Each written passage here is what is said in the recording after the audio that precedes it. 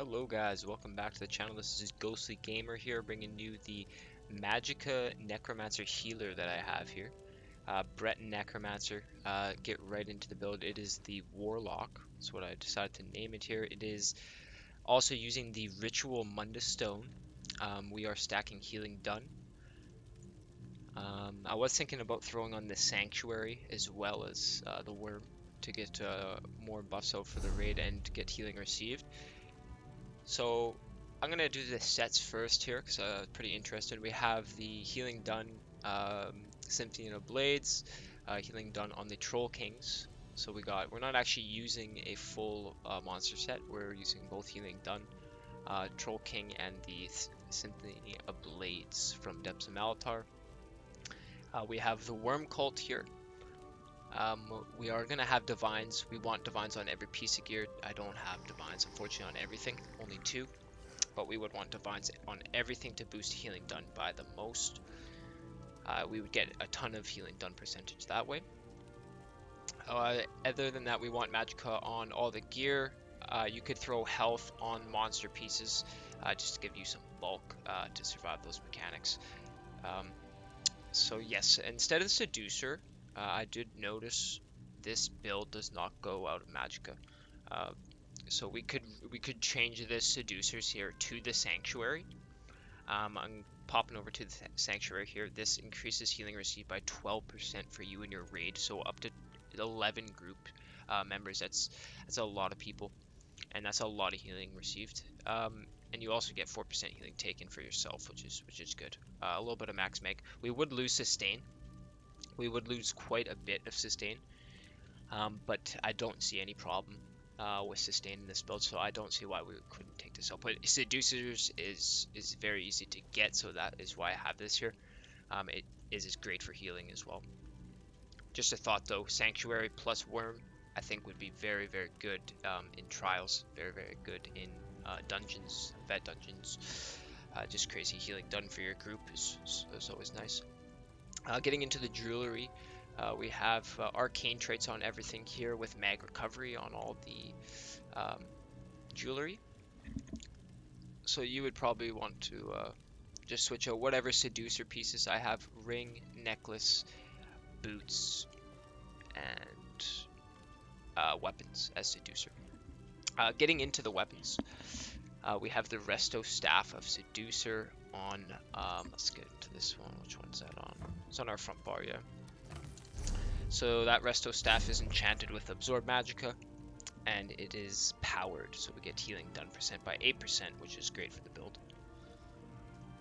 Moving on our back bar, we have a Lightning Staff of Seducer. This is charged, provides off balance to the group members, mobs we attack, and does 3k shock damage. Hits pretty hard, especially because we get that 4-second buffer searing theirs and light attack damage for you and your group. So this is the Lightning Staff bar. It is going to be buffing the Bone Guard damage. It's going to be buffing our ultimate AoE damage and our Blast Bones damage as well. Just wrapping the Lightning Staff out. Getting that little buff you see up there. Alright. So now that you know what we're running here, go back to the stats just so you guys can see again. Powered on the Restless Staff and charged on the Lightning Staff. Getting into the stats of the build. Fully buffed up there. We got 23k resistance, 20k physical resistance, 23k spell. Spell damage is 1400. And our mag recovery with a pet out is 22. Very good mag recovery here. That's why we could substitute seducers out of here. I wouldn't see an issue with it. For food, we are running the vampire food. We are stage 3 vampire. This is the best stage to be. Yes, we're only stage 1. I need to advance that, but we would be stage 3 for optimization. And our food we are running is the, where'd it go? Double Bloody Mara. max mag by 5,000 and max health by 5,800. So lots of health, lots of mag. Got lots of sustain, so we don't really need Witch Mothers, but you could use Witch Mothers. Getting into max magicka, we have 35k. Very good. 21k health and 9k stamina. We are pretty low stamina, but don't have any stab abilities. Getting into the stamina recovery, health recovery is fairly low. Health recovery, because we are a vampire, is going to take a hit. Getting into the skills then, on our front healing bar, we are going to have the braided tether. This is going to be from the living death last skill you get here. This can only be used off of a body. So basically what I would do in this case to get that skill to work, running in on buffing up on our lightning staff body, putting our buffs down, and sending in a Blast Scourge bomber, not a Blast Scourge bomber, sorry. What is he called? I always called him that. Stalking Blast Bones. So we would have that Stalking Blast Bones down there. Oh, it went away. You gotta be quick with this here. So it would hit that, and then you would use your tether. And this is huge heals for your group from the Blast Bones. You don't always have to use it off Blast Bones, but it's reliable. That's why we have Blast Bones, is to be able to tether it all the time. And this also heals a nether. You also restore magicka while siphoning. Oh no, that's the wrong ability, sorry. You also increase your healing done by 3% for just having this tether on your bar. So it is on our healing bar with the our main heals. Getting into our next heal, this is our AoE heal, Enduring Death. And it also, when you consume a body, I'll show you guys real quick. Consume a body, it leaves a heal over time effect. The more bodies, the longer it stays. That is the morph we chose here. It is Enduring Death. So the more bodies, up to 5 bodies, each body increases the length for 5 seconds. So that it can have a crazy long, very good heal over time effect. It's basically our main AoE heal. It is our main AoE heal, and we can get lots of casts out because we are a Breton. We do have Seducers right now, so we can get tons of aggro. And moving on, we have Resistant Flesh. This is our main single target heal, and it also provides a buff to whoever we heal for equal to the amount, half equal to the amount that we heal them. It gives them spell and physical resistances. So we could, if we get a huge heal on ourselves, say if we have our full buffs up, we could reach resistance caps. So like say if we crit, or we got like a 10k heal, we would get 5k resistances from that, and we would almost be at cap just from that. But we do have some CP to be bringing us that. We are in light armor, 5 pieces light, 2 pieces heavy. Forgot to mention that. 5 pieces light, 2 pieces heavy. Monster pieces are heavy, rest is light. And yes, Resistant Flesh is first skill you get in Living Death, so you should be familiar with this if you have played a Necro. Healing, you gotta be careful though, because it does put a debuff on you.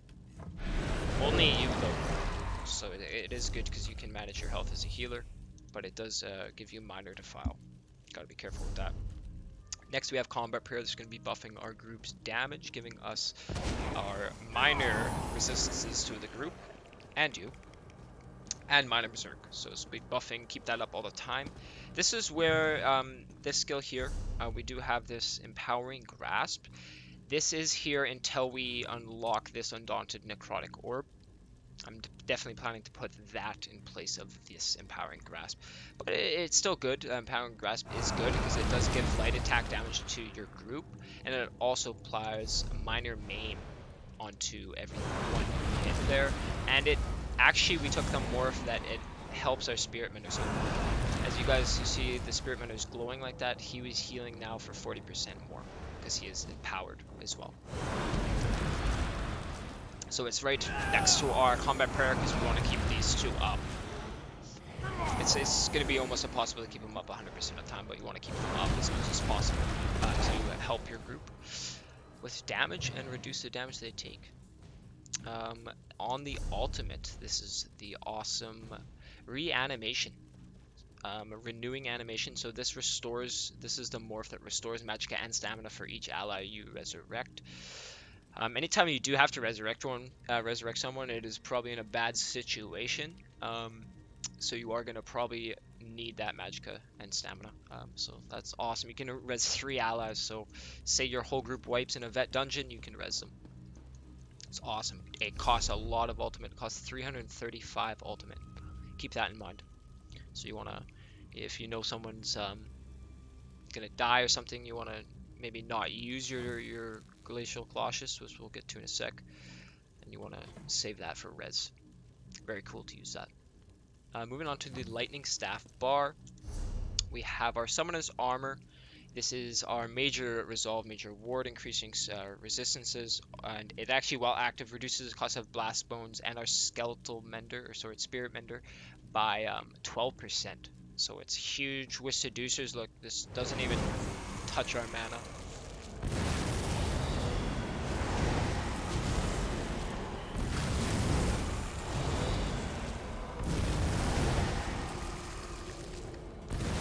Get blast bones and spirit menders very cheap, very cheap. It's 12k tooltip, 1k tooltip for the Spirit Guardian. It's absolutely insane. Moving on to the Spirit Guardian, we have morphed it to the version where, while active, 10% of the damage you take is transferred to the spirit. So this is just 10% DR for basically having the spirit out, and the spirit heals you, and if you are full health, it will heal the lowest health ally around you every 2 seconds, restoring about 2k health.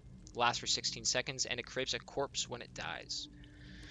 So more corpses means more buffed heals, essentially. And this is our Agony Totem. If you don't have a Necromancer in your group that is running Totem, you definitely want to run a Totem. Because this allies can activate Pure Agony, causing enemies to take 5k mag damage over 5 seconds and apply Minor Vulnerability. Minor Vulnerability is something Necromancers are unique for, to provide vulnerability to the group. So it's very good to bring that. And while standing in it, you and your allies take reduced damage by 8%. You can see we're glowing like that. We are having 8% damage reduction. Plus a spirit, that is 18% damage reduction. With our fully resistance buffs, we are very tanky. Like this build a lot. If you did want to PvP, you would probably not want to play this build though. This is more a PvE build, but you are very sustainable for very hard vet dungeon mechanics. Say even if you are a vampire, you do take a lot of fire damage, but you can tank out a lot of damage as this build, because we are Breton. We have extra spell resistances, very tanky, but also do crazy amounts of heals because we are playing around the ritual with divines on everything there. Moving on to the blast bones, we have this out just basically for corpses and a nice chunk of damage AoE splash for the group. And we want to always, when that hits, when it runs in, we either use that or we reduce our tether, just to get nice corpse effects going for the heals there.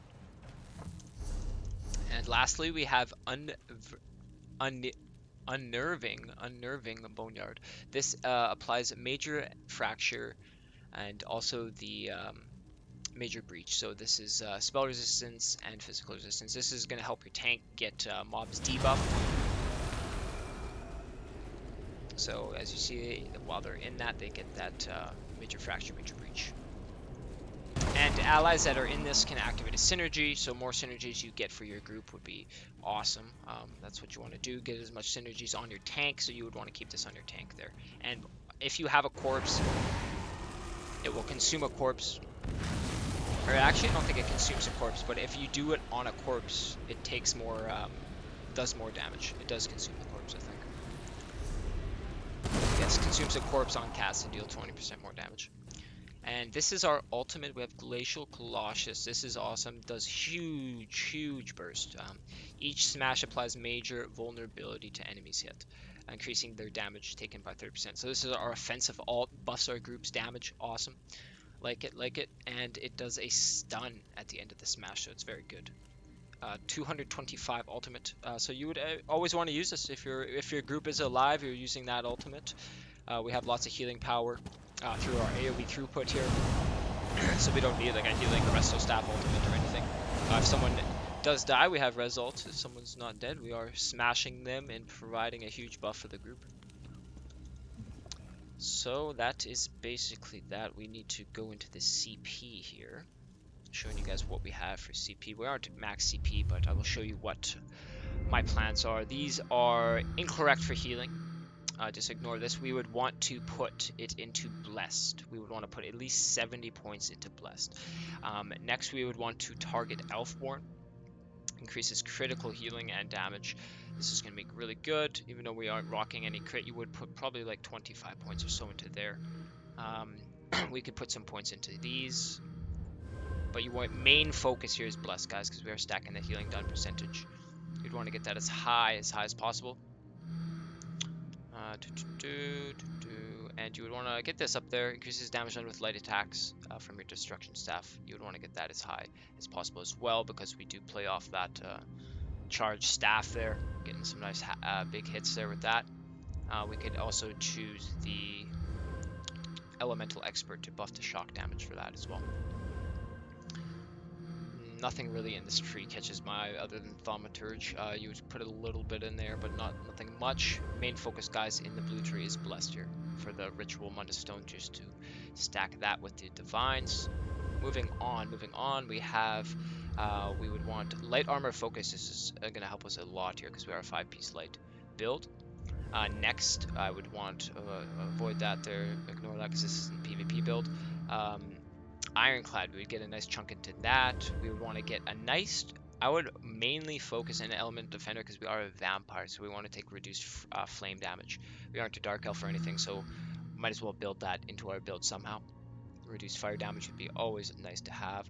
Throw some into Hardy, throw some into, don't need any into Thick Skin in my opinion. Necromancers have crazy, they actually have a passive that reduces the damage they take from dots. But moving on, we would have Bastion and Quick Recovery. I don't even think we have a damage shield on this build, so we wouldn't need that there, but we would want lots of Quick Recovery as well. Very flexible in CP though. Moving on to that is more for PvP. We'd want lots into Warlord, lots into Sprinter, lots into Arcanist. That's the main focus here. Always lots into Arcanist. Can't emphasize that enough. That's very big. We could put some into Health Recovery as well. I'm going to do that here while I have the points. Health Recovery, probably put like nice 50 or so into there because we are a vampire. That would boost that, even that out a bit there. Actually, that would kind of not be worth it because it's percent based, so you could think about that. But I would throw a bit into there. Why not? Reduces the cost of roll dodge tumbling. That is very good as well. So tumbling, Warlord, stuff to help you get out of stuns, anything that could kill you in a dungeon, a vet dungeon. Guys, this is the Warlock Necromancer build. Let me know what you guys think. This is rocking Seducers, but I was thinking of putting Sanctuary with it. Let me know what you guys think. It does do very well, very well in dungeons and healing. Trials even, it would be very good. So I hope you guys liked it. For potions, to get our buffs on our potions, let me just show you guys this quick. Essence of Spell Power. This actually gives us Major Sorcery and Major Prophecy. So you'd want to be rolling these pots as much as possible. Getting all the passives in Light Armor, guys. Going back to here. Going all the passives in the Light Armor because we are 5 into there. All the class passives. All the Resto Staff passives.